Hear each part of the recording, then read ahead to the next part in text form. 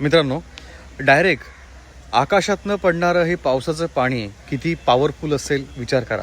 ह्या पावसाच्या पाण्यामध्ये भिजल्यानंतर तुम्हाला खूप फ्रेश वाटतं, खूप ताजंतवानं वाटतं. दुष्काळग्रस्त भागात पाणी हे जे पावसाचं पाणी पडल्यामुळे हिरवळ पसरते. मित्रांनो, वातावरण किती सुंदर होतं. म्हणून पावसाचं पाणी नक्कीच आंघोळ करा, साठवून ठेवा आपल्या घरामध्ये. काही प्रमाणामध्ये आपल्या देवी देवतांना, मंदिरामधल्या देवांना देखील आंघोळ घाला. लादीच्या पाण्यामध्ये हे पाणी मिक्स करा. ह्या पाण्याने लादी पुसा. आपल्या घरामधला कानाकोपरा हा पाण्याने पुसून स्वच्छ करा.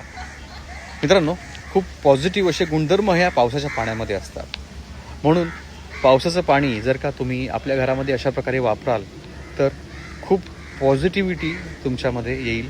निगेटिव्ह विचार देखील कमी होतील. खूप प्रसन्न वाटेल. वापर करून पहा. व्हिडिओ लाईक करा, शेअर करा. श्री स्वामी समर्थ कमेंट करत जा. धन्यवाद.